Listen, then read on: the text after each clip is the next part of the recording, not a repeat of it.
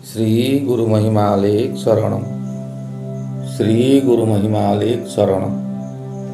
महिमा वास्तु सेवा YouTube channel तरफर आपण मानक हार्दिक अभिनंदन जनाई आरंभ करुच्ची आम समस्तक सकाशे एक शिक्षणीय कार्यक्रम जहाद्वारा आमर बहुत किछि शिक्षा करिवार अछि।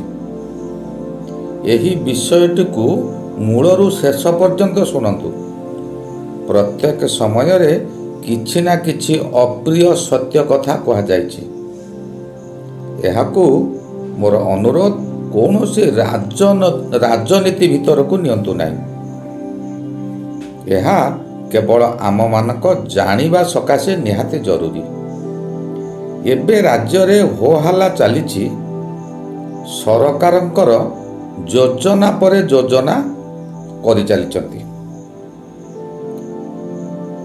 भोट पूर्वरु पूर्व सरकार किछि योजना कले जहाँकि राज्यर राजकोषरु हजार हजार कोटी टंका व्यय कले।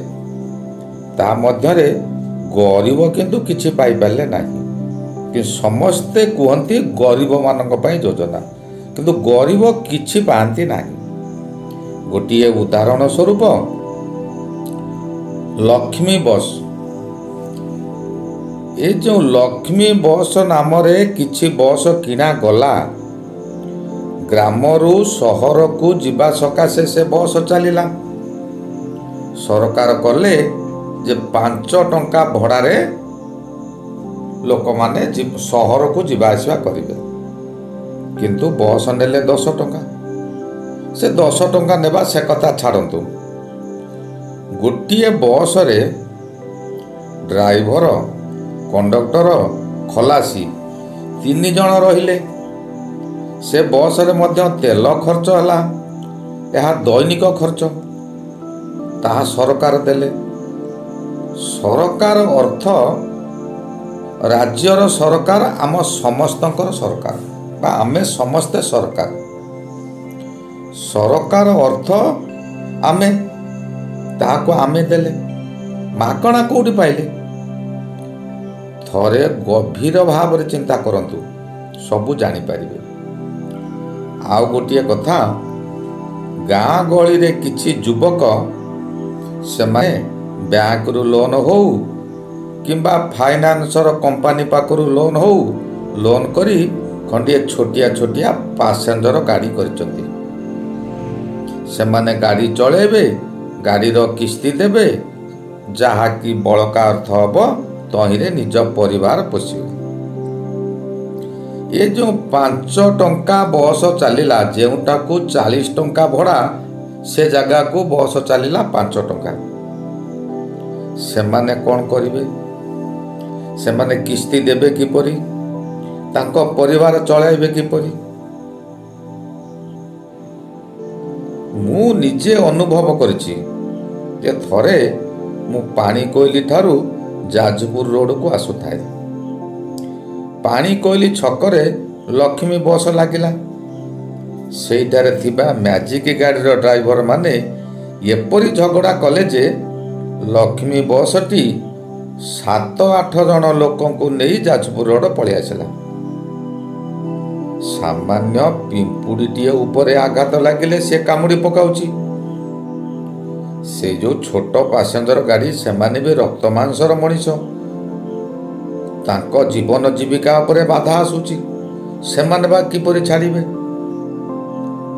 आ लक्ष्मी बसटी जदि खाली आसे ड्राइवर कंडक्टर खलासी एमानकर तो दरमा कटिजीव नाही किंतु मैजिक वालाटी खाली आसिले बहुत लॉस हेबो। एणु बसटी खाली पलि आसिला। जे पैसेंजर माने मैजिक रे आसीबा कथा से माने से मैजिक रे ही आसिले। आ बस रे केही आसुनाती। या केते दूर सत आपण गोटिए लक्ष्मी बस देखंतु विराट बड़ बस गोटिए ता भितरे यात्री बसिथिबे 7-8 जन। कौन यात्री नाहांती? बस जीवा समय कौन यात्री नाहांती? ना सेमाने भी नेबे नाही। सेमाने नेले एमानकर दाना बुड़िबो। सेमानकर तो दरमा मिलिबा कथा मिलिबो। तांकर कौन चिंता अछि? ଏଥିରେ ଗରିବ ଲୋକମାନେ କ'ଣ ସୁବିଧା ପାଇଲେ? ମାର ଭଣ୍ଡାରିଆକୁ ମାର। ଯାହା ହେଲେ ଏହି ଗରିବଙ୍କ ଉପରେ ବୋଝ ଉପରେ ଲଳିତା ବିଡ଼ା ସଦୃଶ୍ୟ ହେଲା। 5 ଟଙ୍କାରେ ବସ୍ ଚାଲିବ ବୋଲି କହିଲେ, ବସ୍ ହଜାର କୋଟି ଟଙ୍କାରେ ବସ୍ କିଣାଗଲା। ଡ୍ରାଇଭର କଣ୍ଡକ୍ଟର ଖଲାସିଙ୍କୁ ଦରମା ଦିଆଗଲା। ଗାଡ଼ିରେ ଦୈନିକ ତେଲ ମୋବିଲ ଖର୍ଚ୍ଚ ହେଲା। ସବୁ ପଇସା ରାଜକୋଷରୁ ଗଲା, ଅର୍ଥାତ୍ ଆମରି ଗରିବ ଲୋକ ହଉ ଧନୀ ଲୋକ ହଉ ଆମରି ମାନ ଟ୍ୟାକ୍ସରୁ ଗଲା। ଲାଭ କ'ଣ ମିଳିଲା? ଆହୁରି ଗୋଟିଏ କଥା, ଏବେ ଭୋଟ ପୂର୍ବରୁ 2 ମାସ ପୂର୍ବରୁ ସରକାର କ'ଣ କଲେ ନା ବାର୍ଦ୍ଧକ୍ୟ ଭତ୍ତା ଯେଉଁମାନେ 500 ଟଙ୍କା ପାଉଥିଲେ ତାଙ୍କୁ 1000 ଟଙ୍କା କରିଦେଲେ। ସେହି ସମୟରେ ଅନ୍ୟ ଦଳ ଯିଏକି ଦୀର୍ଘ ବର୍ଷ ଧରି ଭୋଟ ପାଇଁ ସଂଘର୍ଷ କରି ଚାଲି ଆସୁଥିଲେ, ସେମାନେ ଘୋଷଣା କଲେ ଯେ ଆମେ ଯଦି ଭୋଟରେ ଜିତିବୁ ଆମେ ଭତ୍ତା 3000 ଟଙ୍କା କରିଦେବୁ। ପ୍ରତ୍ୟେକ ବୁଢ଼ାବୁଢ଼ୀ ମାନଙ୍କୁ 3000 ଦେବୁ। ଏବେ ହେଲା କ'ଣ ହେଲା ନା 80 ବର୍ଷରୁ ଯିଏ ଅଧିକ, ଯିଏ ଚାଲିପାରୁ ନଥିବେ ସେଇମାନେ ବୁଢ଼ାବୁଢ଼ୀ।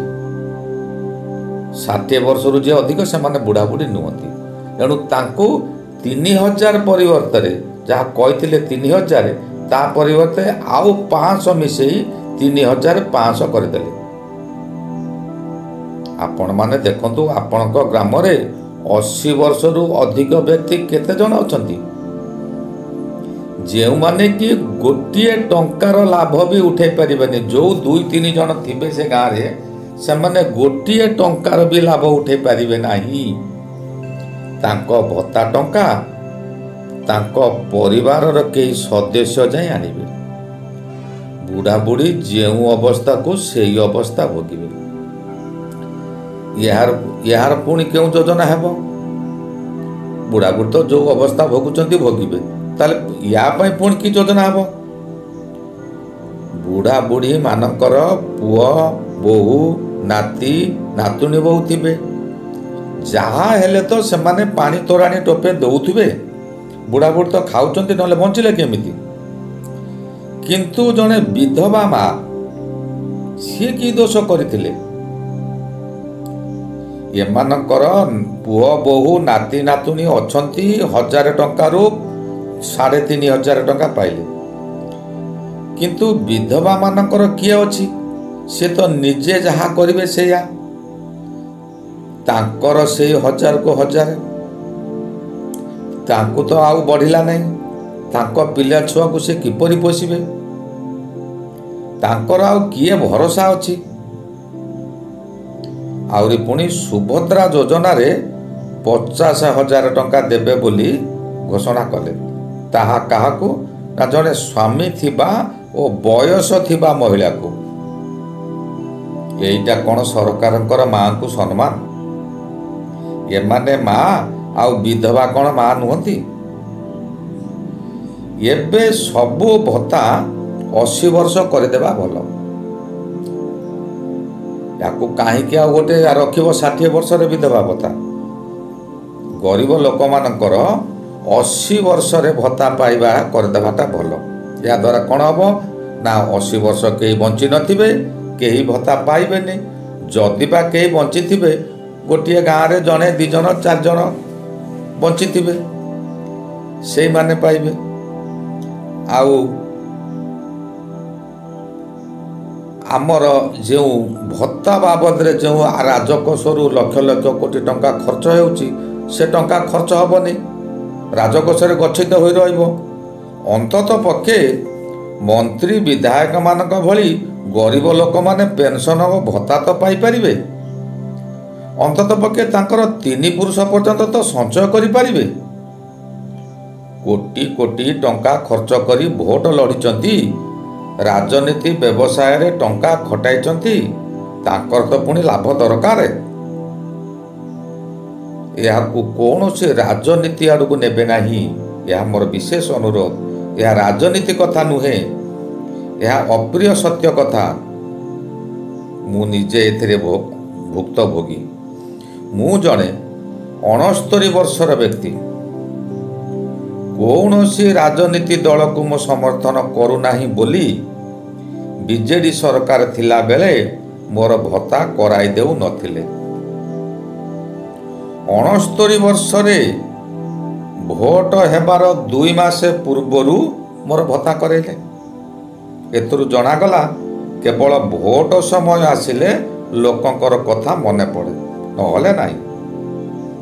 କେହି ହେଲେ କାହାରି ଦୁଃଖ ବୁଝନ୍ତି ନାହିଁ। ସେଇ ଜଣେ ଅଛି ଉପରବାଲା। ଆମେ ନିଜେ କର୍ମ କରିବା, ପେଟକୁ ଗଣ୍ଡେ, ଆଉ ବାପା ମା ଆମର ହେଲେ ଜୀବନ୍ତ ଠାକୁର, ତାଙ୍କର ଆମେ ସେବା କରିବା, ତାଙ୍କୁ ଭଲରେ ଗଣ୍ଡେ ଖାଇବାକୁ ଦେବା। ଏଥିରେ ଆମର ମହାପୁଣ୍ୟ ହେବ। ଅନ୍ୟ ଜଣକ ଠାରୁ ଦାନରେ ଆଣି ସେବା କଲେ ଏଥିରେ ପୁଣ୍ୟ କାହିଁ? କିଏ କ'ଣ ଭାବୁଥିବେ ମୁଁ ତାହା ଜାଣିନାହିଁ। କିଛି ସ୍ୱାର୍ଥପର ଲୋକମାନେ ରାଗରେ ଜଳି ଯାଉଥିବେ, ନିଜକୁ ନିଜେ ରକ୍ତ ଚାଉଳ ଚୋବାଇ ହେଉଥିବେ। ଆସ ଆମେ ଶପଥ ନେବା, ଆମ ବାପା ମାଙ୍କୁ ଆମେ ନିଜେ ଯତ୍ନ ନେବା, ଆମ ପୁଣ୍ୟ ଅନ୍ୟକୁ ଦେବା ନାହିଁ। ଆଉ ସରକାରଙ୍କୁ ମୋର ଅନୁରୋଧ, ଯେଉଁମାନଙ୍କର କେହି ନାହିଁ, ତାଙ୍କର ବୟସ ହୋଇଗଲାଣି, ତାଙ୍କୁ ଭତ୍ତା ଦିଆଯାଉ। ବିଧବା ମା ଜଣେ, ତାର କୌଣସି ଭରସା ନାହିଁ, ତାଙ୍କ ପିଲାକୁ ସିଏ ହିଁ ଚଳେଇବେ, ତାଙ୍କ ପିଲାଙ୍କ ପାଇଁ ସେ ହିଁ ଭରସା, ତାଙ୍କୁ ଭତ୍ତା ଦିଆଯାଉ। ଜଣେ ଭିନ୍ନକ୍ଷମ ଅକର୍ମଣ୍ୟ, ତାର ଜୀବନ ଧାରଣ ସକାଶେ ତାକୁ ଦିଆଯାଉ। ଯେଉଁମାନଙ୍କର ପୁଅ ବୋହୂ ନାତି ନାତୁଣୀ ଜମି ବାଡ଼ି ଅଛି, ସେମାନଙ୍କର ଭତ୍ତା ଟଙ୍କା ବାଦ କରିଦିଆଯାଉ। ଏହିସବୁ ଯୋଜନା ଆମ ପାଇଁ ପାପ କରିବା ପାଇଁ ଯୋଜନା ହେଉଛି। ଏହା କୌଣସି ଧର୍ମ ନୁହେଁ, ଆମମାନଙ୍କର ଧର୍ମ ହେବ ନାହିଁ। ଆମେ ଆମ ବାପା ମା ବୁଢ଼ା ବାପା ବୁଢ଼ୀ ମାଙ୍କର ଆମେ ଯତ୍ନ ନେବା, ଆମେ ପୁଣ୍ୟ କରିବା। ଏ ପୁଣ୍ୟର ଭାଗିଦାରୀ କାହାକୁ କରିବା ନାହିଁ, ଆଉ ଅନ୍ୟକୁ ସୁଯୋଗ ବି ଦେବା ନାହିଁ। ଅଲେଖ ପ୍ରଭୁ କୃପା କରନ୍ତୁ। ଏହି ବିଷୟଟି ଆପଣମାନଙ୍କୁ କିପରି ଲାଗୁଛି ତାହା ଅବଶ୍ୟ ମୁଁ ଜାଣିପାରୁନାହିଁ। କିଛି ଲୋକ ତ ରାଗରେ ନିଶ୍ଚିନ୍ତ ଗରଗର ହେଉଥିବେ। ମୋର ସେଥିପାଇଁ କୌଣସି ଭ୍ରୂକ୍ଷେପ ନାହିଁ।